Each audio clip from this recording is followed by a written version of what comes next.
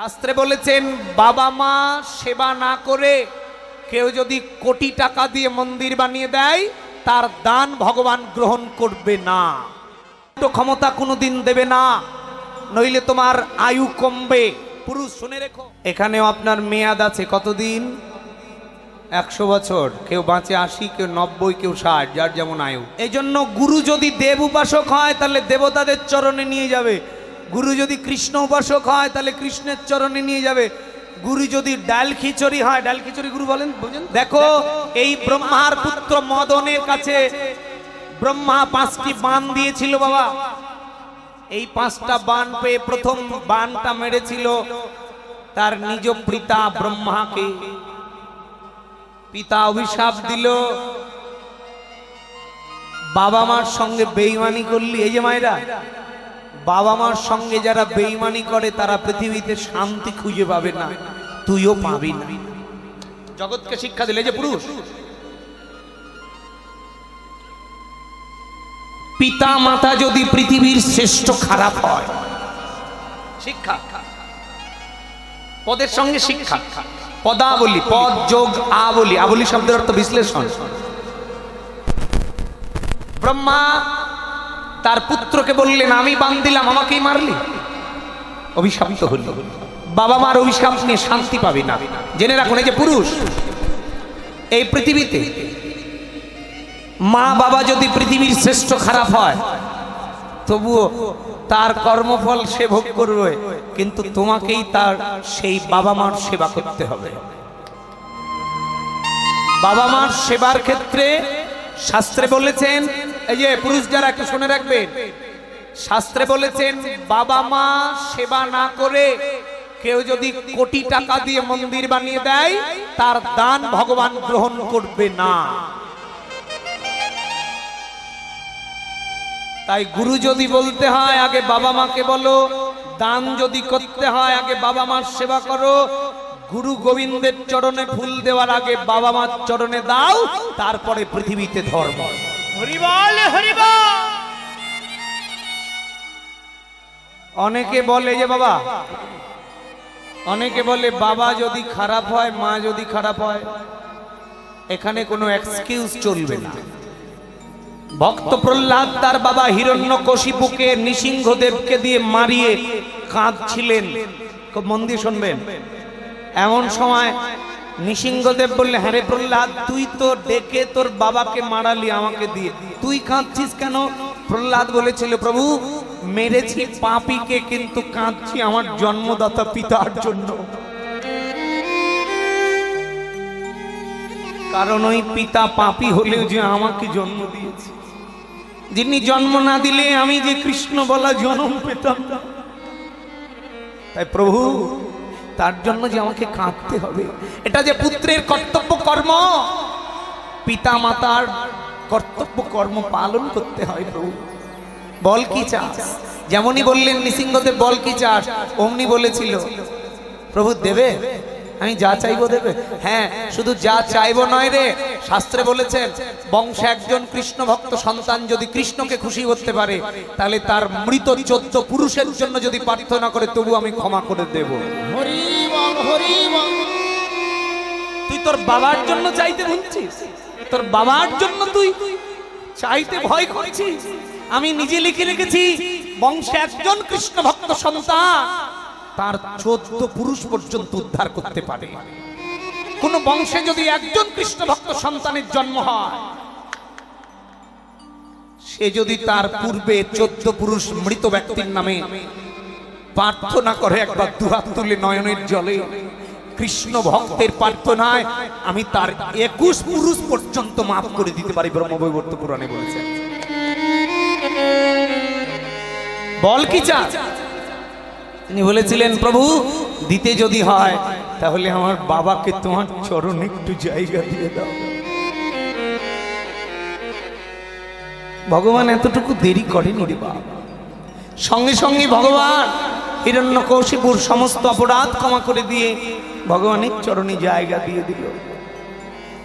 এই জন্য ব্রহ্মা শিক্ষা দিলেন, তার পুত্র মদনকে দিয়ে জগৎকে জানালেন, শোনে রেখো জগৎ, রামকৃষ্ণ পরমহংসদেব বলেছেন যে পুরুষ তার স্ত্রীর কথায় বাবা মাকে ভাত দেয় না, যে পুরুষ তার স্ত্রীর কথায় বাবা মা ছাড়া অন্য জায়গায় থাকে, যে পুরুষ তার স্ত্রীর কথায় বাবা মার সেবার টাকা পৌঁছে দেয় না, যে পুরুষ তার স্ত্রীর কথায় তার বাবা মাকে খেতে দেয় না, তুমি পুরুষ নয়, তুমি নিজেকে কাপুরুষ বলিও। তুমি যদি পুরুষ হও, নারীদের দুটো ক্ষমতা কোনোদিন দেবে না, নইলে তোমার আয়ু কমবে। পুরুষ শুনে রেখো, দুটো ক্ষমতা নারীদের কোনোদিন দেবেন না। যদি দিয়ে দেন ভুল করে, আপনার আয়ু 100% কমবে, যদি শাস্ত্র মিথ্যে না হয়। এক নাম্বার, আপনার স্ত্রীকে দিয়ে আপনাকেই আপনার বাবা মার সেবা করাতে হবে, ক্ষমতা কোনোদিন দেবেন না। আপনি পুরুষ, আপনাকেই করাতে হবে, আপনি স্ত্রীর কথা শুনবেন না, আপনার কথা আপনার স্ত্রী শুনে আপনার বাবা মার সেবা করবে, এই ক্ষমতা কোনোদিন দেবেন না। এক নাম্বার। দুই নাম্বার, ভগবানের সেবা কোন পুরুষ যদি তার স্ত্রীকে স্বাধীনতা দিয়ে দেয়, ভগবানের সেবা করাতে না পারে, তাহলে তার আয়ু কমে যাবে। এই দুটো ক্ষমতা নারীদের কোনোদিন দেবেন না, ভগবান বলেছেন। এই জন্য ব্রহ্মা পিতা মাতা সম্বন্ধে মদনকে বললেন, পিতার অভিশাপ হলি ধ্বংস হয়ে যাবে। এক নাম্বার, এগুলো আগের ধর্ম, এগুলো শুনতে হবে আগে। এক নাম্বার। দুই নাম্বার, মারলেন দেবরাজ ইন্দ্রকে, বাণ মারলেন দেবগুরু, দেবতাদের রাজা ইন্দ্রকে বাণ মারলেন, বললেন তুই আমাকে বাণ মারলি, কাম্বা ধ্বংস হয়ে যাবি। গুরুদেবের সঙ্গে বেয়াদবি করলি, গুরুদেবের সঙ্গে অন্যায় করলি। যারা গুরুর কথা শোনে না, গুরুকে অবহেলা করে, গুরুর সঙ্গে অবমাননা করে গুরুর কথা, তাদের এই জগতেও গতি হবে না, পরের জগতেও গতি হবে না। গুরুর অভিশাপ প্রাপ্ত হয়ে গেল। তিন নাম্বার, বাণ মারলেন দেবাদিদেব মহাদেবকে। মহাদেব বৈষ্ণবের চূড়ামণি ছিলেন, সমুদ্র মন্থনের সময় কামে জর্জরিত হয়ে অঘটন ঘটালেন। সেদিন বৈষ্ণবের চূড়ামণি বৈষ্ণবের চরণে অপরাধ করলো মদন, সেদিনও বলল তুই বৈষ্ণব অপরাধ করলি, তোর ধ্বংস হবে অনিবার্য। তাহলে পিতামাতা, গুরুদেব, বৈষ্ণব, খুব সুন্দর তত্ত্ব। পিতামাতা, গুরুদেব, বৈষ্ণব, এই তিনের সঙ্গে কখনো অন্যায় করবেন না। এদেরকে ভালোবাসবেন, এদের কথা শুনবেন। এদের চরণে অপরাধ করলে এ জন্মেও ঠাঁই হবে না, পরের জন্মেও ঠাঁই হবে না। মদনের অহংকার বেড়ে গেল, প্রাণ ফিরে পেল, যাকে তাকে বাণ মারতে লাগলেন, স্থাবর জঙ্গল। তখন অপ্রাকৃত নবীন মদন শ্রী চৈতন্য মহাপ্রভু এসে মদনকে পরাজিত করে মদনের অহংকার চূর্ণ করল, জগৎকে শিক্ষা দিল, হে জগৎ, তুমি যে আত্মীয় স্বজন, পুত্র পরিবার, সন্তানাদি এই পৃথিবীর মায়াতে অহংকার করে আছো, তোমার হৃদয় থেকে আগে পঞ্চ অহংকার পরিষ্কার করো। কেন? এ পৃথিবী থেকে চলে যাবে, কারো সঙ্গে কারো দেখা হবে না। মনে রেখো, তিনজন ব্যক্তির সঙ্গে দেখা হবে। কয়জন বাবা? তিনজন। খুব মন দিয়ে শুনবেন ও মায়েরা। আমরা এতদিন জানতাম পৃথিবীতে কারো সঙ্গে দেখা হবে না মৃত্যুর পরে, শাস্ত্রে বলছেন না, তিনজনের সঙ্গে দেখা হবে। এক নাম্বার, যদি কোনো মায়ের গর্ভে কিংবা জন্মের পর 10 বছরের মধ্যে শিশু বাচ্চাটা যে মরে গেল, ওরা নিষ্পাপ বলে জন্মের পর মৃত্যু মাত্র ভগবানকে পেল, ওই বাচ্চাটা 5টা ঋণ রেখে গেল। কটা ঋণ? 5টা। খুব মন দিয়ে শুনবেন। জন্ম মাত্র সবার 5টা ঋণ হয়ে যায়। এক নাম্বার, দেব ঋণ, ঋষি ঋণ, পিতৃকুল, শ্রী গুরুদেব, মা বসু মাতা। এই বাচ্চাটা ভগবানকে পেল কিন্তু ঋণ রেখে গেল। এই পঞ্চঋণ শোধ হবে কিসে? যেদিন তার দুটো কাজ করলে ঋণ শোধ হয়। খুব মন দিয়ে শুনবেন বাবাজিরা। এক নাম্বার, কে যদি ভগবানের সেবা করে তাহলে পঞ্চঋণ শোধ হয়। যদি কেউ ভগবানের সেবা না করে, বিয়ে করে সন্তান উৎপাদন করে সন্তানকে দিয়ে সেবা করাতে পারে, তাহলে সন্তান করলে পিতারও 5টা ঋণ শোধ হয়ে যায়। কিন্তু এই যে বাচ্চাটা মরে গেল, নিজেও সেবা করতে পারলো না, সন্তানকে দিয়েও সেবা করাতে পারলো না, এই জন্য এর মৃত্যু হয়ে ভগবানকে পেল। এর বাবা মা যেদিন মরবে সেদিন বিচারের কাছে গিয়ে এই বাচ্চাটার সঙ্গে ওর বাবা মাও চিনতে পারবে, ওই বাচ্চাটাও বাবা মাকে চিনতে পারবে, এটা আমার মা ছিল, এটা আমার বাবা ছিল। চিনতে পেরে লাভ, বলছেন চিনতে পেরে লাভ আছে, একটু শুনে রাখবেন। ওই বাচ্চাটা 5টা ঋণ রেখে গেছিল, সেদিন ভগবানকে বলবে, প্রভু আমার বাবা মার ঋণ রেখে চলে এসেছিলাম, তোমাকে পেয়েছি, আজ আমার বাবা মার কিছু পাপ আমাকে দিয়ে দাও। সেদিন বাবা মার পাপ চাইবে, ভগবান বলবে না, তুই আমাকে পেয়েছিস, আমার চরণ যারা পায় তাকে পাপ দেয় না, তবে তোর প্রার্থনায় তোর বাবা মার সেদিন 4 ভাগের 1 ভাগ পাপ সেদিন ভগবান ওই সন্তানটার জন্য ক্ষমা করে দিবে। হরি বল, হরি বল। 3 জনের সঙ্গে দেখা হবে বলেছি, মায়েরা খুব মন দিয়ে শুনবেন। 1 নাম্বার শিশু সন্তানের সঙ্গে দেখা হবে, পিতামাতার দেখা হবে বিচার কার্য। 2 নাম্বার দেখা হবে কার সঙ্গে? 2 নাম্বার দেখা হবে নিজের নিজের গুরুদেবের সঙ্গে দেখা হবে। যদি গুরু কৃষ্ণ ভক্ত হয়, ভবনদীর কিনারায় মাঝি আছে 6 জন, খুব মন দিয়ে শুনবেন। মাঝি আছে 6 জন, গুরুদেব থাকবে, প্রত্যেকটা শিষ্যের সঙ্গে দেখা হবে। প্রত্যেক শিষ্যকে ভবনদী পার করবে না, কাকে করবে? এ জন্মে যারা গুরুর কথা শুনে মঙ্গল আরতি করেছে, একাদশী করেছে, আহার শুদ্ধি করেছে, সৎ পথে চলেছে, সত্য কথা বলেছে, সৎকর্ম করেছে, সৎ খাবার খেয়েছে, গুরুর কথা শুনে ভগবানের কর্ম করেছে, গুরু তাকে মাঝির হাতে তুলে দেবে, মাঝিগণ নৌকা দিয়ে ভবনদী পার করবে। যারা ইহজন্মে গুরুর কথা শুনেনি, গুরু সেদিন তাদেরকে পার করা বাদ দিয়ে, গুরু সেদিন প্রত্যেকটা শিষ্যকে যারা ইহজন্মে কথা শুনেনি তাদেরকে যমদূতে 28টি নরকের যন্ত্রণায় ফেলে দেওয়া হবে।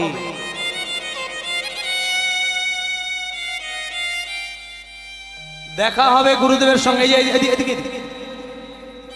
গুরুদেবের সঙ্গে দেখা হবে, তবে সব শিষ্যকে পার করবে না। যদি গুরু কৃষ্ণ ভক্ত হয় তাহলে, যদি এ জন্মে কথা শুনে থাকে তাহলে পার করবে। আর গুরু যদি কালী ভক্ত হয় তাহলে কালীর চরণে নিয়ে যাবে। গুরু যদি শিব উপাসক হয় তাহলে শিবের চরণে নিয়ে যাবে। ওখানে নিয়ে গেলে লাভ কি? গীতার 8 নম্বর অধ্যায়ের 16 নম্বর শ্লোক, খুব মন দিয়ে পড়বেন বাড়ি গিয়ে। 8 নম্বর অধ্যায়ের 16 নম্বর শ্লোকে ভগবান কৃষ্ণ বলেছেন, আ ব্রহ্ম ভুবনালক্য পুনরাবৃত্তি অর্জুন মামপেত্য পূজ্য পাশতে পুনর্জন্ম ন বিদ্যাতে। খুব মন দিয়ে শুনবেন। আ ব্রহ্ম ভুবনালক্য পুনরাবৃত্তি অর্জুন, হে অর্জুন, ব্রহ্মলোক থেকে ভূলোক যতগুলো জায়গা আছে, যে যেখানেই যাবে আমার কাছে পুনরাবৃত্তি, পুনরায় জন্ম হবে। এই পৃথিবীতে যেমন 80 বছর মেয়াদ আছে, দেবলোকে গেলেও মেয়াদ আছে, স্বর্গলোকে গেলেও মেয়াদ আছে, ভূলোকে থাকলেও মেয়াদ আছে। সব জায়গায় যে যেখানে যাবে আবার পুনরাবৃত্তি জন্ম হবে। কিন্তু মামপত্য পূজ্য পাশতে যারা একমাত্র কৃষ্ণের উপাসনা করে যদি কৃষ্ণের চরণ পায় তাদের আর কখনো পুনর্জন্ম হবে না। হরি বল, হরি বল, হরি বল। মামপত্য পূজ্য পাশতে পুনর্জন্ম ন বিদ্যাতে। কৃষ্ণ বলছেন, আমার উপাসনা করে যদি আমার চরণ পায় তাহলে তার কখনোই পুনর্জন্ম হবে না। এজন্য শেষ অধ্যায় মুখ্য যোগে 18 অধ্যায়ের 66 নম্বর শ্লোকে তিনি বলে দিয়ে গেছেন কি, সর্বধর্মাং পরিত্যাজ্যং মামেকং শরণং ব্রজ। সর্বধর্মাং পরিত্যাজ্যং, হে কলির মানুষ, সর্বধর্মাং পরিত্যাজ্যং, সকল ধর্ম পরিত্যাগ করো, মামেকং, আমি কৃষ্ণ স্বয়ং ভগবান, তাই আমার উপাসনা করো। তাতে কি হবে? অহং তং সর্ব পাপেভ্য, তোমার সকল পাপ দূরে যাবে। মুখ্যই স্যামিমা শুচ, আমাকে লাভ করবে। নইলে কি হবে? যতস্রহি ধ্রুব মৃত্যুধুবলং জন্ম মৃত্যুস্য চ তস্মাৎ অপরিহার্যে অর্থেন তম সৌচিতম অহর্ষি। জন্মিবে মরবে, জন্মিবে মরবে, মরবে আবার জন্মিবে, মরবে আবার জন্মিবে। তোমার যাওয়া আসি বন্ধ হবে কবে? যেদিন তুমি কৃষ্ণ উপাসনা করে মরণকে জয় করবে, মৃত্যুকে জয় করতে পারবে, সেদিন তোমার মৃত্যু বন্ধ হবে আর সেদিন তোমার আশাও বন্ধ হবে। হরি বল। এই জন্য সাধুদের মৃত্যু হয় না, মৃত্যু পাপীদের হয়। সাধুরা তো মৃত্যুকে জয় করে, আপনাকে জয় করতে হবে। যত জন্ম পর্যন্ত না জয় করবেন মৃত্যুকে, তত জন্ম পর্যন্ত পৃথিবীতে বারবার আসতে হবে, কখনো 84, কখনো মানুষ। এই যে দাদা ভাইরা জেনে রাখবেন, এই পৃথিবীতে থেকে চলে যাবেন ভগবানের কাছে অনেক জায়গা, তার মধ্যে শ্রেষ্ঠ জায়গা 5টি। কয়টি জায়গা? খুব মন দিয়ে শুনবেন। 1 নাম্বার, আপনি এখানে আছেন, এখানেও আপনার মেয়াদ আছে। কতদিন? 100 বছর। কেউ বাঁচে 80, কেউ 90, কেউ 60, যার যেমন আয়ু। কিন্তু মেয়াদ 100 দিয়েছেন কলির মানুষে। খুব মন দিয়ে শুনবেন। তাহলে 100 বছর বয়স এখানে দিয়েছে। কেউ যদি দেবতা পূজা করে মরে, কেউ যদি কালী পূজা করে মরে, তাহলে কালীর স্বর্গে যাবে। কেউ যদি শিব পূজা করে মরে, শিবের স্বর্গে যাবে। ওখানে কতদিন থাকবে? খুব মন দিয়ে শুনবেন। কতদিন থাকবে? বলছে দেবতাদের কাছে গেলে, দেব উপাসনা করে দেবতাদের কাছে গেলে ওখানে 100 বছর, 200 বছর, 300 বছর, এরকম নির্দিষ্ট কোনো মেয়াদ লেখা রয়েছে। ওই মেয়াদ শেষ হলে আবার পৃথিবীতে পুনরায় জন্ম হবে। আমার কথা বোঝা যাচ্ছে তো দাদা ভাইরা? কে যদি দেবতা পূজা করে মরে, তাহলে দেবলোকে যাবে। কতদিন থাকবে? নির্দিষ্ট মেয়াদ আছে, মেয়াদ শেষ হলে আবার জন্মিবে। আবার যদি দেবতা পূজা করে আবার যাবে, আবার আসবে, আবার যাবে, আবার আসবে। বলে যাওয়া আসি বন্ধ হবে না ভাই? হবে। কবে? যেদিন দেবতা বাদ দিয়ে কৃষ্ণের উপাসনা করবে, সেদিন তোমার যাওয়া আসি বন্ধ হবে। তুমি যতবার দেবতা পূজা করবে, ততবার মেয়াদ শেষ হয়ে গেলে আবার আসতে হবে। কারণ তুমি যেখানে যাচ্ছ সেখানে নির্দিষ্ট মেয়াদ, ওখানে তো লিখিত, ওটা বাড়াতে পারবে না তো, ভগবান নিয়ম করে দিয়েছে। এখন তুমি তোমার সুবিধার জন্য যাবে, যাও। এই জন্য গুরু যদি দেব উপাসক হয়, তাহলে দেবতাদের চরণে নিয়ে যাবে। গুরু যদি কৃষ্ণ উপাসক হয়, তাহলে কৃষ্ণের চরণে নিয়ে যাবে। গুরু যদি ডাল খিচুড়ি হয়, ডাল খিচুড়ি গুরু বলেন, বুঝেন তো? একটু বলি। এই জন্য 13 প্রকারের গুরুর সঙ্গ নিষেধ করেছে। কত প্রকার? 13 প্রকারের গুরুর সঙ্গে যাবেন না। কি কি বলছে? সহজিয়া, আউল বাউল, চূড়াধারী, সখী ভেকি, নেড়ানেরি, স্মার্ত জাত গোসায়, করোয়াতে জল খায়, রমণীর সঙ্গ চায়, এদের সঙ্গ ছাড়ো নিরন্তর। কয়েকটা ব্যাখ্যা দেব, সময় কম তো, খুব মন দিয়ে শুনবেন। সহজিয়া গুরু কিরকম?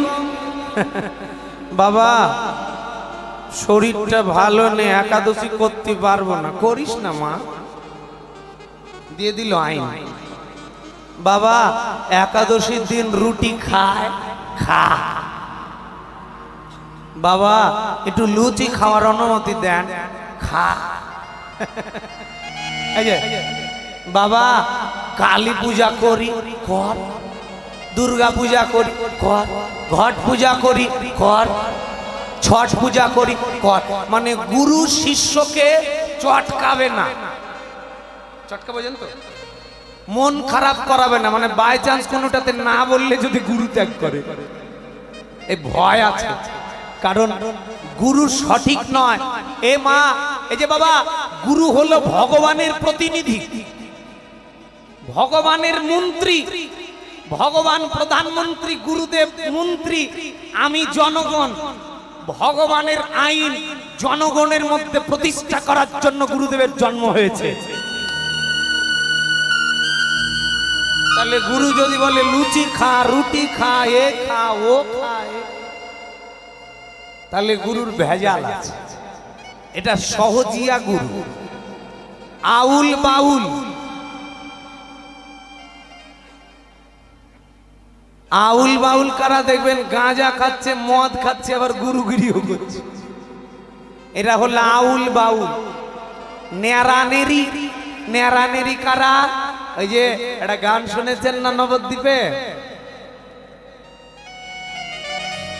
বলে উপাসনা করলে নাকি সঙ্গে একজন বৈষ্ণবী রাখতে হয়।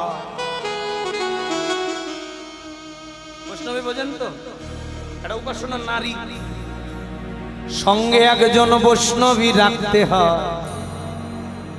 নবদ্বীপে হইল যত বৈরাগীর আশ্রয়।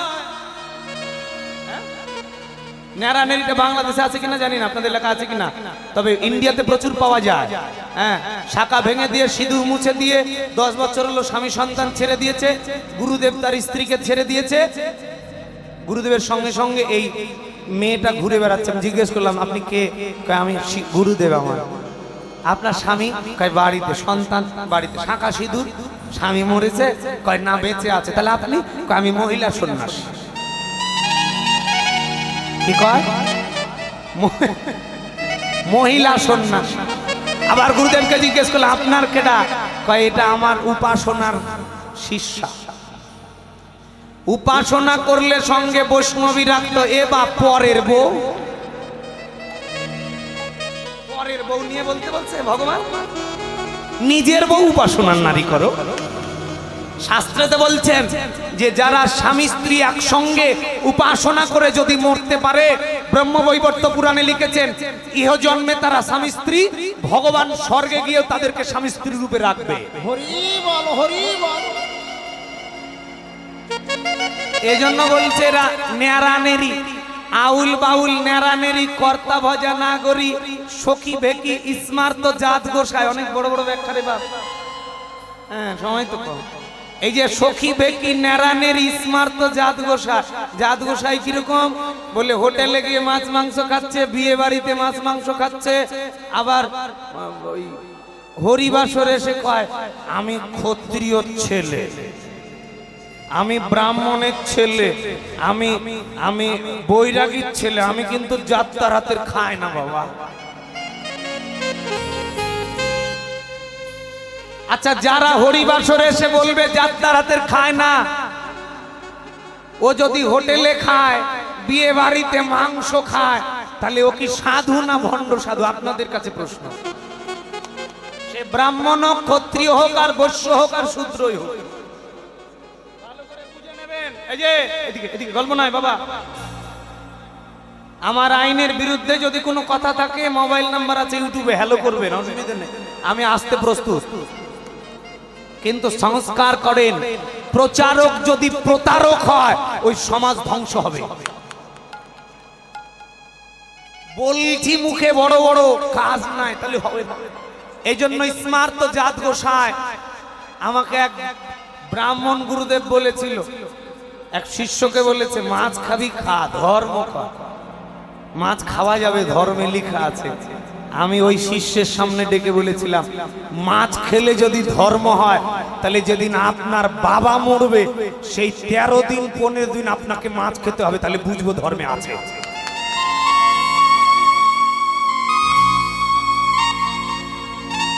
ওকে বলবেন খালি একটা প্রশ্ন শিখিয়ে গেলাম, আর দরকার নাই।